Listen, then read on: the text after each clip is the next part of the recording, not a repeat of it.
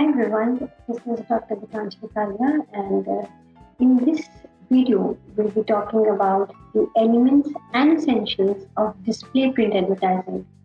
So here we can see in newspapers or in magazines, we see a lot of print ads appearing this way, the display ads. Now we need to understand in this video how these ads are, set up. For example, there are what basic difference that we need to know is basically what is the difference between the elements and the essentials of print advertising.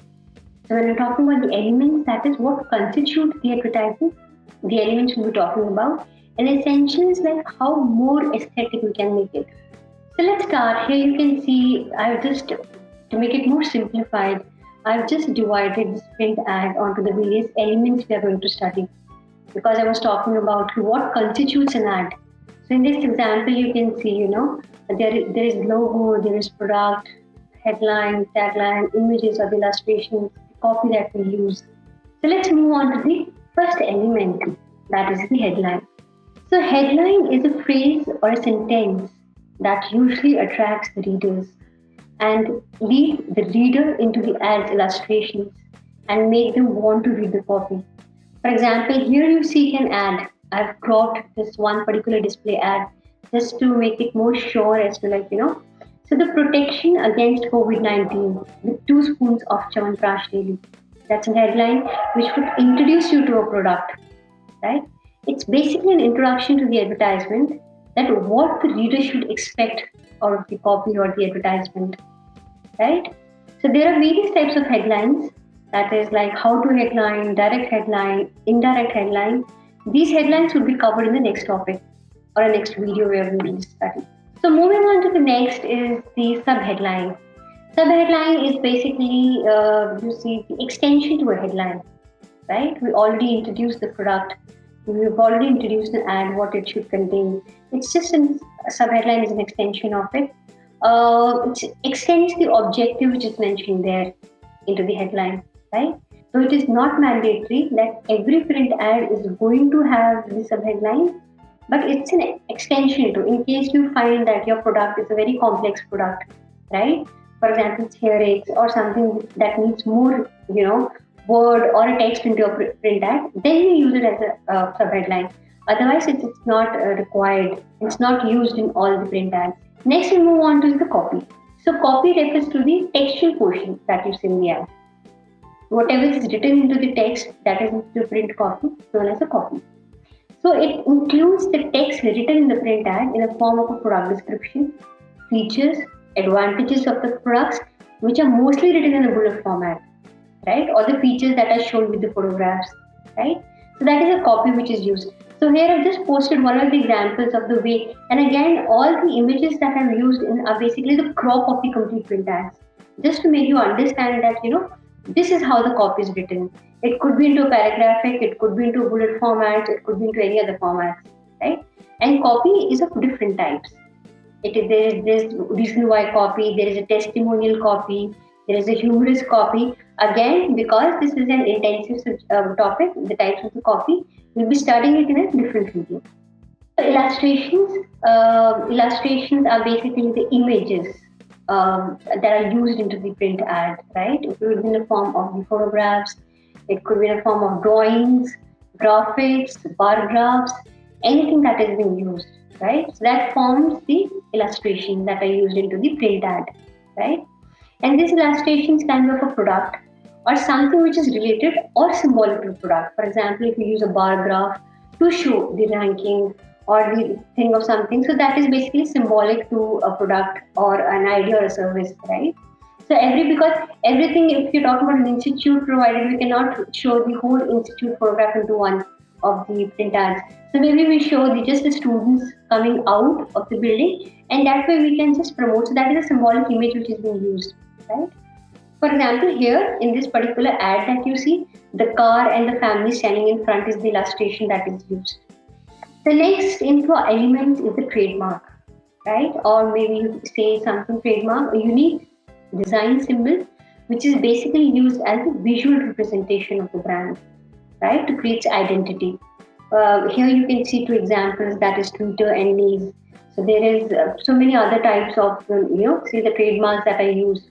It could be a logo or a mnemonic. Mnemonic is basically, again, something of sort of a symbol which shows the strength of the organization, right? And symbols are also, the logos are also various types. It's not just, there is abbreviated logo, there is abstract logo. For example, Godrej has an abbreviated logo. Raymond's, Raymond's is basically the signature logo, right? So Godrej is a signature logo. Then we have HLL, right, which is again the abbreviated logo. Volkswagen is an abbreviated logo, right? So these are basically the various types of the logos that the company uses to create its visual identity, right? The brand identity. The next into our element, which is again the important one, is a slogan, right? Maybe a catchphrase. It's usually of 2 or 3 words, or maybe, yeah, not maximum. We don't use long sentences into it. Okay.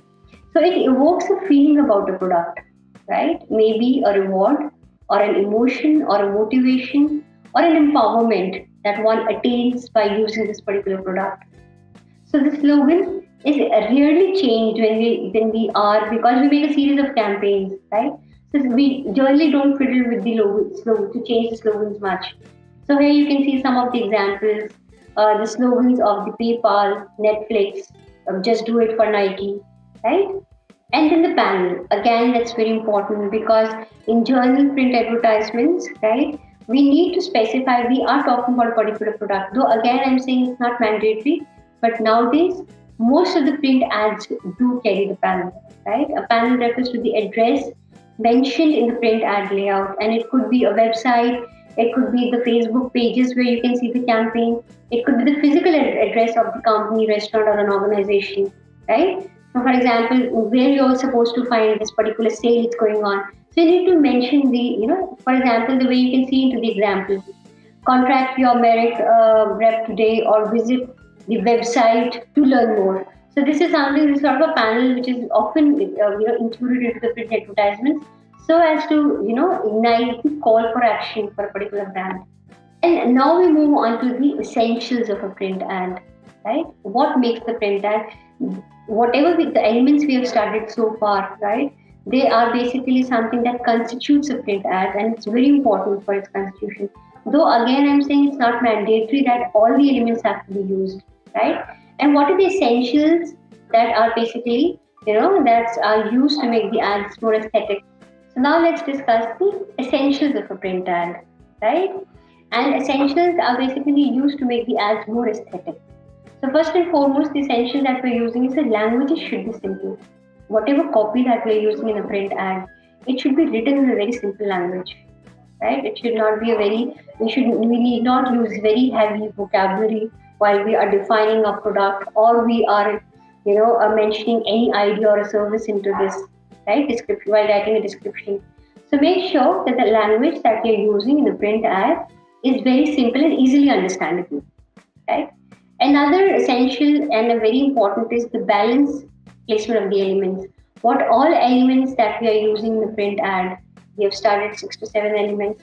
So they are very, easily placed so that our eyes can catch onto the importance in the placement of each element. We should not make our ad so cluttered that half of the information goes, neglected or ignored, right? So we need to keep that in mind. The color combination, of course. We need to understand the palettes for the colors that are used into the print ads. We need not use the colors that are very zatak to the eyes, so fluorescent, so bright. And whenever you're writing the text onto the ad, we should be careful that it should not submerge with some print or say photograph at the background, because that way the text would not be, we will not be able to read the text if that's the case. Clean images and photographs should be used. The photographs, the quality of the photographs that you're using for the print advertisements should be good. They should not blur, because you never know that your campaigns would be stretched to a hoarding, or your designings would be taken to, at a very large scale. So you need to understand the photographs and the images that you're using for your print ad should be good, something which is with a good pixels or resolutions, right? The pointers and other paragraphs. Generally, people are more interested in towards reading the pointers. They would not make an effort to go through the paragraphs. If your ad is providing the pointers immediately 1, 2, 3, 4, 5, they are more easy in reading. So we should always think with the perspective of a reader that what a reader would like into the print ad. Okay. And the other is the complete information. For example, we have designed a print ad, beautiful print ad, but in case we are not providing any information for the call for action, that is the panel, right? If we're not telling you where this sale is going on, if we're not telling you where the product would be, or which website we should be referring for the coupons, so the information is incomplete, right? So that way you should be more careful about it. So thank you so much for watching this video. I'll get back to you again with another video, more information. But if you like my video, you can just comment, like or share my videos. And also you can provide your feedback at kalia.gitanjali@gmail.com and do visit my website, that is gitanjalikalia.com. Thank you so much.